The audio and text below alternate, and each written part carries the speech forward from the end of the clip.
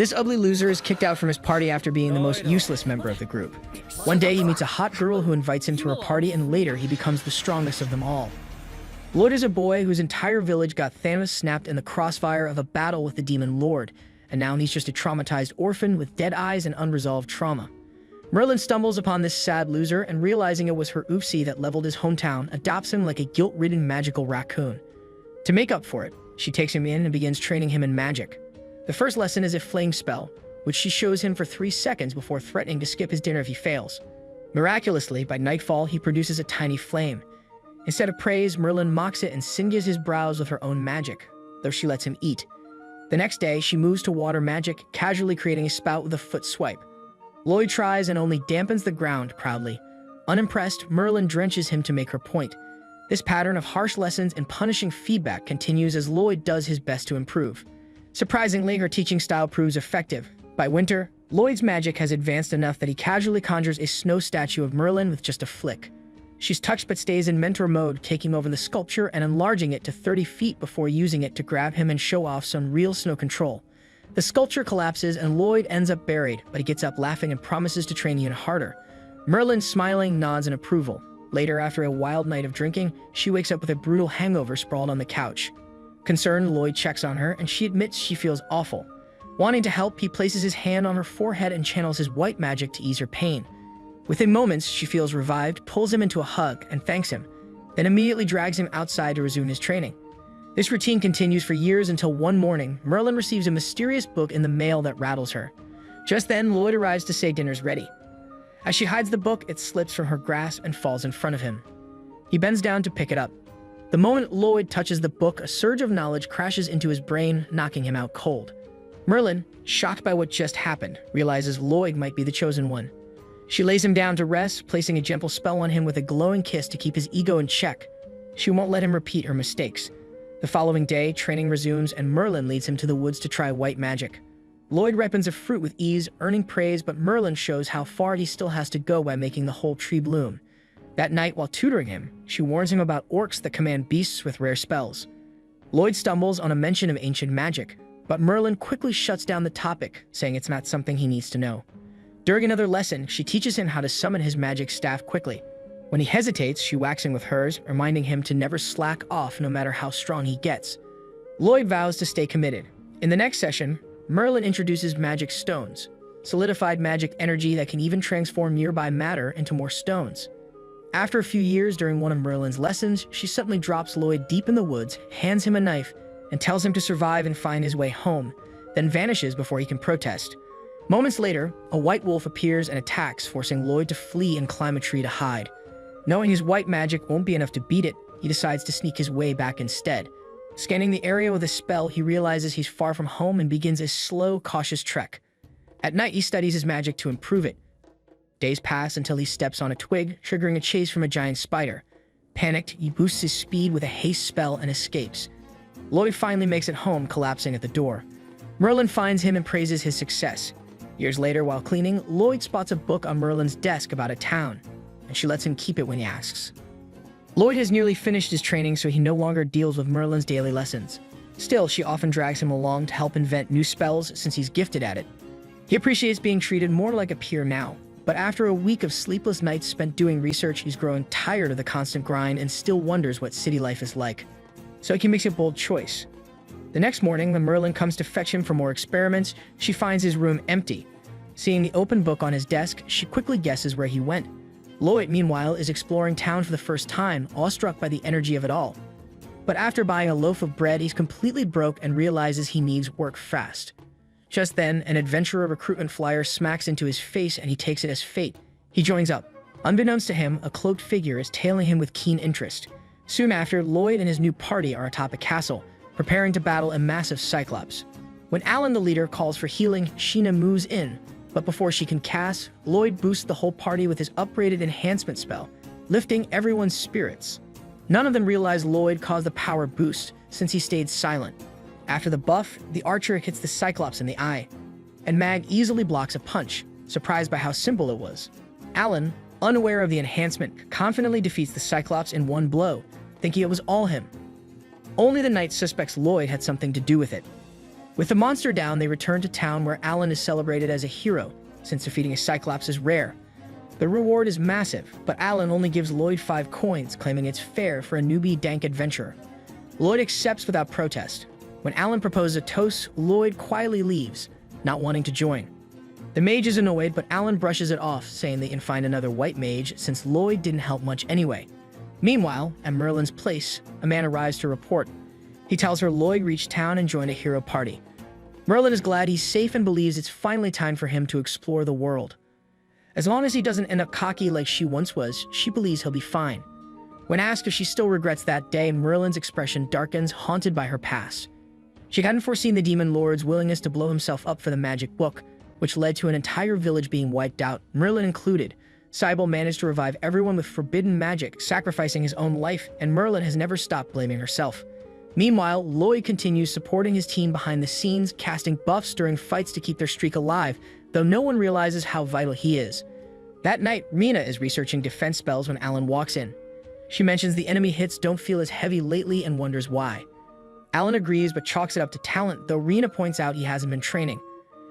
Elsewhere in the woods, guards wrap up patrols when one suddenly screams. His partner looks up to see a towering golem looming above. In that instant, he realizes he might actually die over a dead-end job. The next day, the guard captain asks Alan for help. Some patrolmen were slaughtered the night before. Alan agrees, thinking it'll be simple since it's just a golem. Using Lloyd's tracking magic, they find it hiding in a cave behind a waterfall, and take it down with ease thanks to Lloyd's support. But a nearby demon uses a magic stone and staff to summon another golem from the cave ceiling. Realizing how dangerous that is, Lloyd casts an accuracy buff and tells Lulu to shoot. She hesitates but obeys, somehow landing the shot. He then gets Mia to teleport the staff to him and seals it with a spell. Alan, annoyed at Lloyd's leadership, charges in to land the finishing blow. Lloyd speeds up and shoves him out of harm's way, saving his life, but Alan just yells at him for interfering. Afterward, Alan kills the golem, fires Lloyd for being useless, and claims he never helps. Years of Merlin's criticism make Lloyd blame himself, so he leaves quietly. For days, he struggles to find a new group. White mages aren't exactly in demand. But just as he's losing hope, a girl named Yu finds him, grabs his hand, and begs him to join her party. Lloyd had been aimlessly strolling through the city, still smarting from being kicked out by Alan. The leader had accused him of hiding behind others and letting Sheena do all the healing. Oddly enough, Lloyd agreed. He hadn't been very capable back then, so he didn't take the criticism too hard. Passing a fountain with his master's statue, he recalled her telling him he wasn't ready yet. Now he finally understood she was right. Meanwhile, the group that was meant to hire a white mage had gathered to raid a gang's wooden base, Dirty Block. The pink-haired girl acted confident, but even she knew this mission was high risk. Though the team was skilled, the enemy was vast, seasoned, and tightly run. Still, the adventurers pressed on. When the mage called for cover, the archer fired with perfect precision. When the warrior nearly got ambushed, the tank blocked the strike just in time. At the rear, a support mage kept the team enhanced. With a single buff, they overpowered the enemy and secured victory. As everything crumbled, the gang leader tried to flee, only to be surrounded by the adventurers, all wearing his own rank's symbol. Cornered, the gang boss made a last stand by summoning a massive stone golem. The adventurers knew magic and arrows wouldn't help much, so their lead warrior stepped up. Her first sword strike only chipped the golem's head. Calling out to Clum for a physical boost, she struck again, this time slicing the monster clean in two. After the battle, Clum apologized for losing focus, doubting if she belonged in such a skilled group. But the warrior reassured her, knowing Clum had her mind on her sister Sylvie's struggles. The next scene jumps back to Lloyd being rejected by the guild's archer, just before a pink-haired girl barges in. The receptionist, desperate to find a white mage, doubted anyone could meet the S-rank team's standards, but the party was ready to accept whoever they could get. Lloyd, just trying to join a team, was suddenly yanked out of the guild by the girl, who dragged him over to the others. Shocked Yu found someone so fast, especially since she didn't know his name. She asked him to introduce himself, and a nervous Lloyd replied. Yu introduced their squad: Dagus, the shield user, Cross the archer, Silica the mage, and herself as the swordswoman and leader. She welcomed Lloyd as the newest recruit, but he quickly denied ever agreeing to join. Silica muttered that she expected this, while Dagus noted Yu hadn't explained the situation. Cross suggested ditching the mission without Clum, but Yu reminded them that the clients were desperate and only a high-ranking team like theirs could even accept an A-rank job. Lloyd was stunned. They were clearly elite, yet Alan had always called him worthless. He doubted he could contribute at all, but Yu remained optimistic, assuring him he had potential. The group asked him to demonstrate a support spell. Nervous under their expectations, Lloyd started sweating buckets, feeling completely out of his depth. To make things easier, Dagus proposed they request a specific spell. Yu then asked him to cast a team-wide buff. Cross and Silica doubted any regular white mage could do that and were ready to drop it. Lloyd asked if this was the only requirement to join, and Yu confirmed he just had to buff everyone at once. The pressure grew heavier. No one but Yu truly believed he could pull it off. Still, Lloyd inhaled deeply and gripped his staff, ready to try. Out of nowhere, Lloyd's staff appeared, stunning the party as he conjured glowing magic circles that spun and aligned beneath the S-rank adventurer in a vibrant light show. Yu, jaw slack, asked where it came from. He casually replied it was a storage spell, but he wanted feedback on his buff. Yu had no clue it even worked. The others tried to feel something. Only Cross noticed a slight lightness. Their leader tested it by slicing a massive tree in one swing, shocking everyone. Lloyd then listed 5 spells he casts: Strength, Defense, Magic Boost, Mana Efficiency, and Resistance. Thinking it was too basic, he apologized and walked away, thinking he failed. The team quickly stopped him, realizing he'd misunderstood their awe.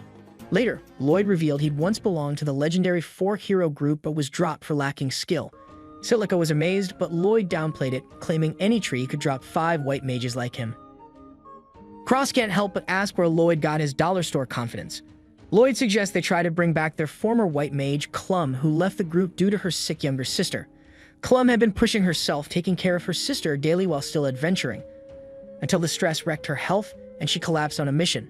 She quit, thinking she was driving everyone down. But now going into a ranked challenge without a white mage is risky, so they're hunting for a replacement. Seeing the group still admire Clum, Lloyd feels a bit jealous and asks about the sister's illness. They're not sure, but it's some rare disease that turns the body into Magistone. That rings a bell. His mentor once taught him Magistone is solidified mana that spreads its transformation. Remembering this, Lloyd asks to visit Clum's home. Later, he and the team leaders show up, and he immediately brings up Sylvie. Clum explains Sylvie was injured in battle and hasn't woken up since. Lloyd is taken to her room, and as soon as the door opens, he's hit by a surge of dark mana. Clum pulls back the blanket to show her sister, slowly turning into Magistone. Lloyd believes he can save her if his theory is right. Clum doubts him, saying even elite mages failed. Lloyd explains the cause might be a wound Sylvie got from a pure Magistone in a mana-heavy cave. Clum confirms they were mining when Sylvie was cut. Lloyd realizes that mana entered the wound and spread, just like his mentor described. Despite her doubts, Clum lets Lloyd try. He raises his staff and light clashes with the dark energy on Sylvie's body. The force makes him hesitate. He explains he's using a reverse mana transfer to extract the corrupted energy. The transformation worsens because the mana is unstable, so he must reduce it to near 0 or healing won't work. He then adds a unique healing spell that barely uses mana, allowing him to draw out even more while restoring her. Yu asks if this is difficult, and Clum says difficult doesn't even come close. He's casting dual magic and using self-made spells. Lloyd's ability to endure such an immense flow of mana is nothing short of incredible. No average person could survive it. As the healing continues, Yu watches in amazement as Sylvie's Magistone-affected body starts to recover. Once she's fully healed, Lloyd ends the spell and collapses, gasping. Sylvie awakens to see her sister crying, bringing a smile to Lloyd and Yue. Afterward, Clum gratefully thanks Lloyd, promising to adventure with Sylvie again once she's truly healthy. Before parting, she tells Lloyd he's proven himself capable of leading, though he humbly insists he's still not part of the team. That night, the S-rank squad gathers to celebrate Sylvie's recovery, all thanks to the underestimated rookie healer. Despite everything, Lloyd stays modest and quietly wishes Clum would return. As the party continues, Adaggers casually asks what everyone would want to be in a next life. Silica wants to marry and Yu agrees, adding she'd like to become a true hero with a team. Suddenly, Lloyd blurts out a request to join them. The group happily accepts, and their leader proposes a welcome party. Lloyd tries to decline, but Yu insists, leading to playful teasing that she just wants to drink, which sparks a loud, flustered argument. The team quickly gathers to celebrate, and Lloyd is touched by the feast prepared in his honor. Without being overly modest, he eagerly enjoys every dish, praising the local flavors. The others are puzzled since the food is just average by the town's standards. But Lloyd recalls how different things were when he was younger, training under his magic tutor who cooked with herbs and mushrooms. Meat was a luxury. Curious, his friends ask about this mentor. Lloyd says she focused on attack spells and often caused accidental explosions with her wild experiments, though she still taught him a few support techniques. Intrigued, Silica considers asking the mage for advice, but Lloyd warns her it's a dangerous path. Cross assumes the tutor was strict, but Lloyd says she also had a warm, caring side beneath the chaos. Just then, the leader calls for a strategy meeting. Before that, they agree to fill in the newcomer. Yu, bad at explaining, tries to hand it off to Dagas, who reminds her she's technically the leader, but takes over anyway. The shield bearer explains their mission: eliminate monster groups wrecking local farms. Strangely, various species are working together, something adventurers haven't faced before. Cross notes it'll be tough for him and Yu, and the captain says they'll need Silica's wide-range magic. But Silica warns she can't afford to burn all her mana, so she'll rely on their support. Yu then asks if Lloyd can fight with magic. He says yes, but his attack spells aren't strong. His real strength is in support. Dagas gives roles. He and Yu will distract the monsters. Silica will cast her area spell, Cross will guard her and Lloyd will boost and heal. Silica says she's curious to see his magic, but Lloyd downplays it, dampening the group's mood. Yu urges him to believe in himself, but he reminds them he was kicked from the hero squad. Cross says he'd rather work with someone humble like Lloyd, and the team agrees. After leaving the tavern, they plan to regroup at the inn. As the veterans head off, Dagas sees Lloyd walking elsewhere. Lloyd admits he can't afford a room. The tank tosses Lloyd a pouch of coins as an advance for their upcoming missions. Grateful for the trust, Lloyd promises to earn every coin, and the shield bearer says that's what he expects. That night, Lloyd reflects on how kind the team is and vows to repay them through hard work.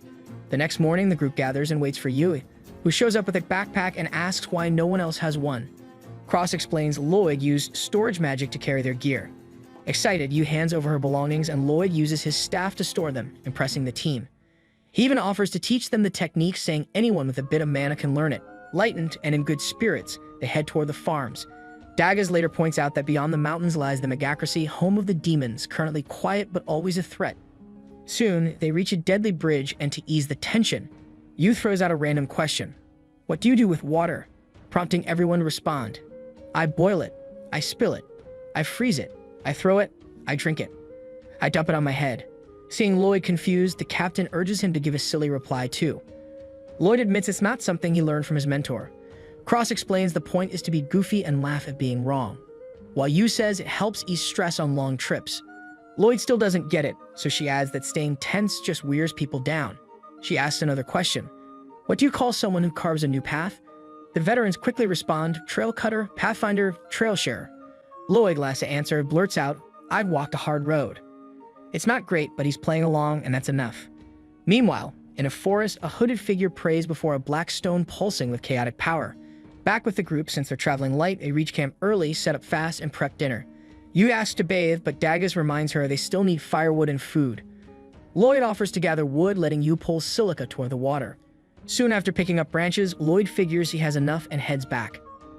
While storing the wood, Lloyd notices fruits resembling the ones his master once magically cultivated. Curious, he tastes one and decides to bring more for the others.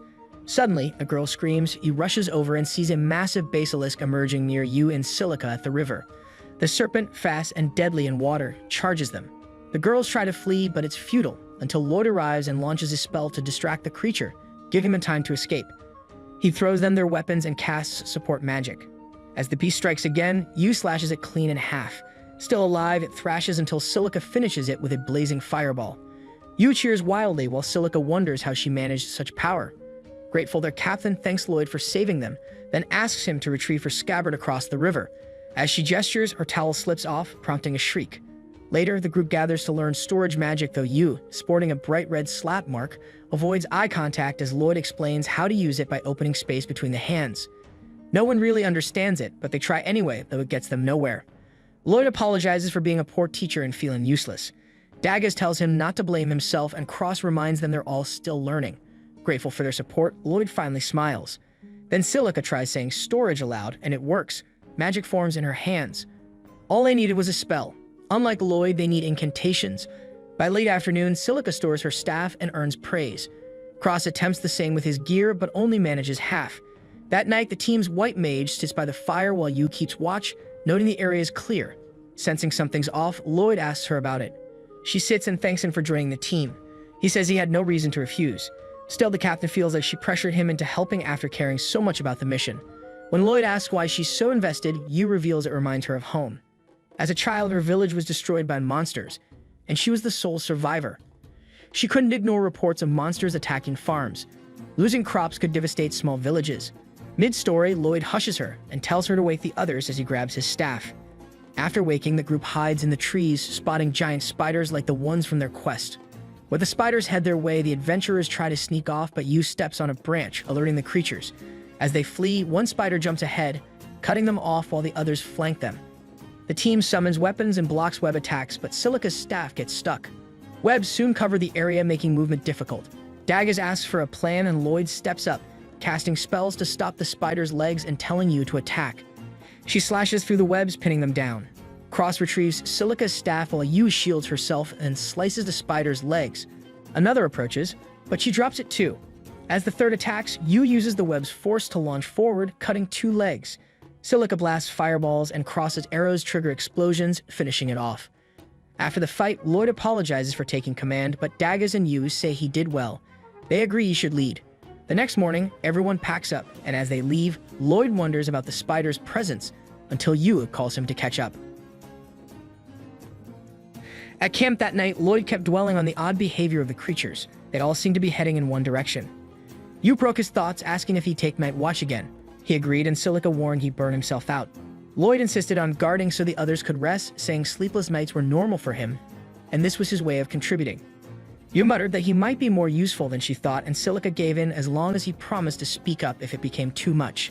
The next day, as they traveled, the swordswoman kept eyeing Lloyd. She noticed him using a fairly advanced detection spell to sense nearby threats. Lloyd didn't think much of it, since its range was small, but planned to use it regularly to avoid ambushes. Yu worried he'd exhaust himself, but he said he'd be fine. She asked if she could help, but when he declined, she felt awkward and admitted there was nothing else she could do.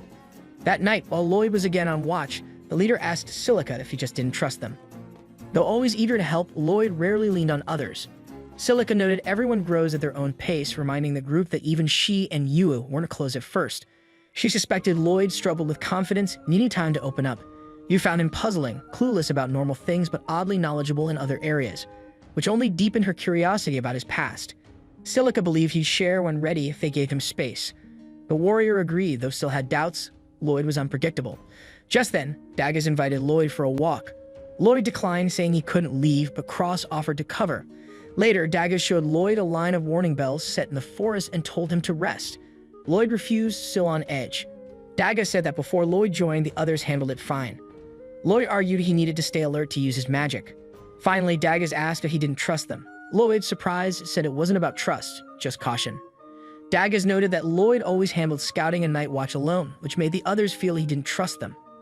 The remark reminded Lloyd of his mentor's harsh words and Alan calling him useless. He explained he just didn't want to drag the team down. Daggers told him that being a burden sometimes was okay. That's what a team was for. Mistakes were expected, but they always have his back. Lloyd, surprised, admitted he never thought that way. When he asked if it was really all right to rely on others, Daggers assured him no one doubted his skills. He then told Lloyd to get some rest before the early start. As Lloyd fell asleep, he warmed to the idea of having friends who truly cared. At dawn, Yu stretched and Lloyd shyly asked if she helped fetch water. She agreed, and the team quietly watched, smiling. Meanwhile, in a mansion, a hooded servant told his master that once the mage stones were placed, he filed a report. The master said the path was now clear, then asked about the adventurers in Ishtar. The servant replied that their summoned monsters had overwhelmed them with requests. Most of the population had already left the city as planned, leaving only weaker individuals and the hero's team behind. The boss wished he could remove them too, but the hero only moved when ordered by the kingdom. Still, it would be entertaining to see how this group handled things alone. A servant was then sent to alert the client and departed from Lord Michel. Meanwhile, with the S-rank team, Yu began feeling uneasy in the forest. The others agreed something was off, especially after Cross noted they hadn't seen a single monster in the deeper woods. Yu asked if Lloyd used magic, but he denied it. He'd only been casting detection spells, which don't repel creatures. Expanding his search, Lloyd sensed a group of monsters 10 miles ahead, near the farm they were heading to. Surprised, Yu recalled Lloyd once claimed he couldn't scan that far. He shrugged, saying 10 miles wasn't much to him.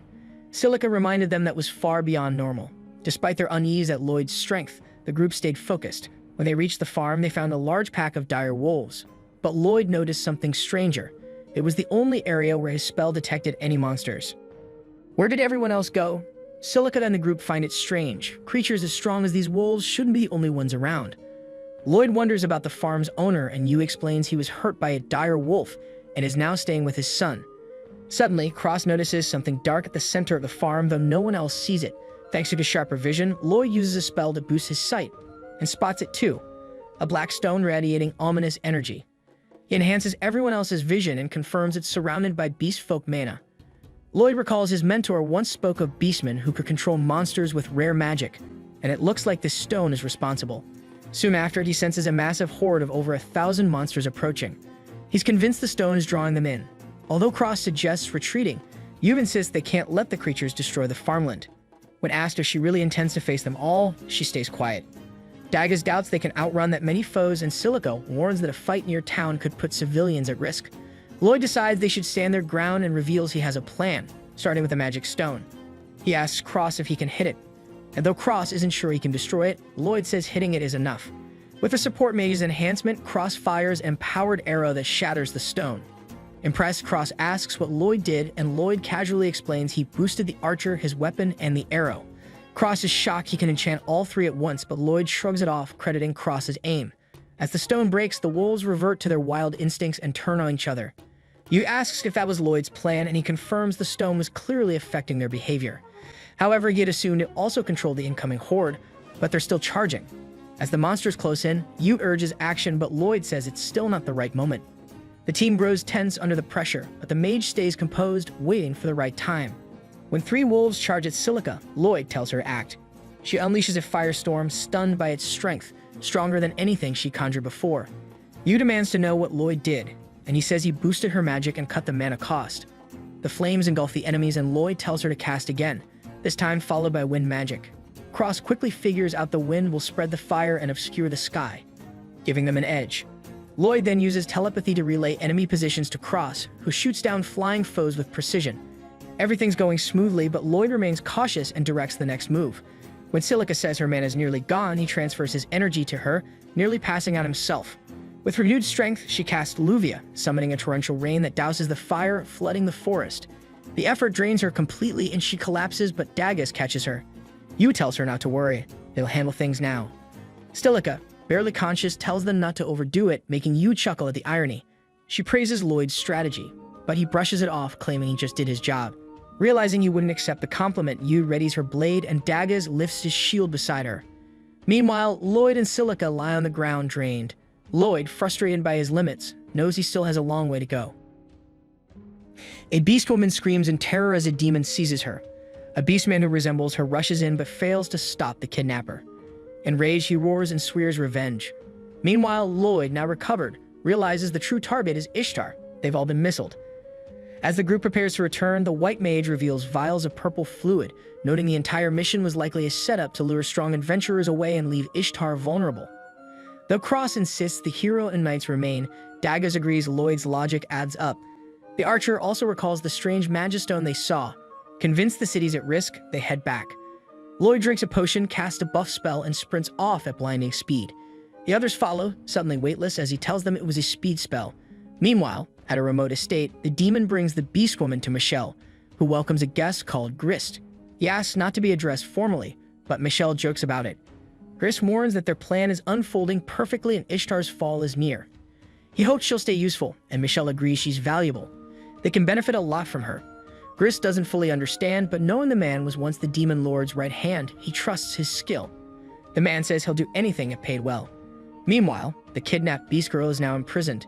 Michelle brings potions, saying it's time to tap into her power. The man activates a dark magistone with a device beginning his plan. Elsewhere, Lloyd's group hurries toward Vischer. After resting, Lloyd hands out purple potions. Silica worries he'll run out of mana, but he says he's used to it. When asked if he's done this often, he shrugs. It's second nature now. He recalls how his mentor once abandoned him deep in the forest to train. For a white mage, surviving alone meant running and using every buff spell he had. It was brutal, but he got through it. Yu says his childhood sounds rough, but Lloyd just sees himself as still learning. Lloyd believes his harsh training was normal, given how often his mentor scolded him, and thinks it worked well. Yu and Silica disagree, calling it unhealthy. He starts doubting himself, wondering if he's done enough since he's far below his elite teammates and feels the need to push harder. The girls sigh, thinking he's a bit unhinged, but let it go, figuring only a madman understands another. Dagas calls them back to the road, and Lloyd casts layered buffs that accidentally trigger a detection spell. After hours trekking through dense woods, they near Ishar. The girls praise their pace, but Lloyd suddenly stops, causing a pileup. Cross demands an explanation, and Lloyd says he sensed something ominous. He volunteers to investigate alone, but Yu offers to go too. The rest follow, unwilling to leave him. Elsewhere, 4 cloaked figures activate a dark artifact. By nightfall, the group reaches a cabin. He senses nearby demons and someone of another race. Yu, concerned, asks if they're from the Megacracy, which he confirms. Earlier, Daggers had warned that beyond the mountains lies the demon nation. Though they've stayed hidden, they could strike to seize the continent. Lloyd recalls demons are banned from the 3 main nations, but Yu notes the Megacracy ignores such laws and has a history of violent invasions. She asks if Lloyd remembers anything about them, but he recalls nothing before living with his mentor as the war ended by then. Silica realizes he's a war orphan. Yu apologizes, but he brushes it off, more worried about a potential ambush. Cross suggests informing the knights later, but Lloyd wants to investigate first. He senses mana matching the Magistone, and Daggers suspects it's linked to the monsters that attacked the farm. Lloyd agrees, saying if Ishtar is the target, they must take the risk. Yu supports the plan, though Silica hesitates. Still, the warrior insists they protect Ishtar. The group admires her resolve and agrees this could be the breakthrough they need. The group quietly nears the cabin. Cross checks the window, it's empty. Lloyd senses foes underground with a spell and tells Silica to boost the team. She summons her sandbox and drops the roof onto the cloaked enemies below. Yu rushes in, strikes first, and demands answers. One man counters, flinging rubble with magic, but Yu deflects it. Cross shoots him down as another tries to flee. Lloyd empowers Silica again, and she keeps up the assault. An enemy hurls rocks back, but Daggers blocks them with his shield. Overwhelmed, the enemies try to escape. Yu chases one but runs into an ambush. Cross saves her with arrows. One enemy casts a spell on a captive beastwoman, encasing her in a cocoon and trying to levitate her away. The party reacts fast. He runs upstairs as Lloyd orders Yu to cut him off. She and Cross trap him, but instead of surrendering, he unleashes lightning. Lloyd blocks it with shields until one bolt hits the caster himself, knocking him out. After the danger is dealt with, Lloyd dissolves the cocoon and finds a beastwoman inside. The group takes her into the cabin, and Silica guesses she might be from the Forest Empire. Based on her appearance, they believe she might know something, so Lloyd tries to heal her. He uses an upgraded version of the powerful spell Yu once saw heal Sylvie. Surprise, Yu didn't realize spells could be enhanced, and Silica is equally amazed. Lloyd explains his eccentric mentor used to make him help modify spells constantly, everything from anti-aging to foot treatments. The healing works, and the beastwoman wakes up. Excited, Yu bombards her with questions until the woman introduces herself as Kureha.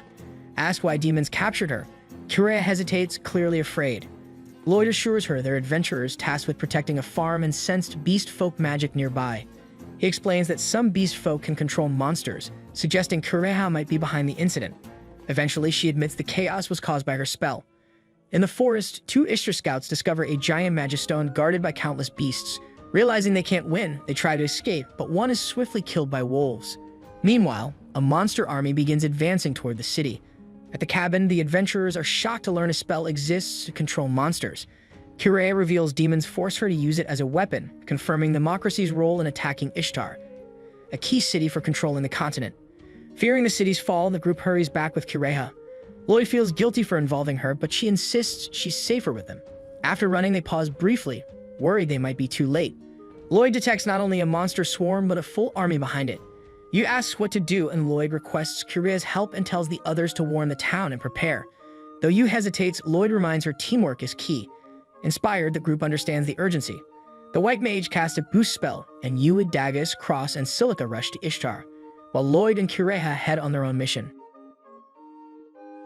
If you're enjoying the journey of this series, please hit that like and subscribe button and turn on that notification bell so you don't miss any updates. All of your support helps me to keep bringing more high-quality recaps.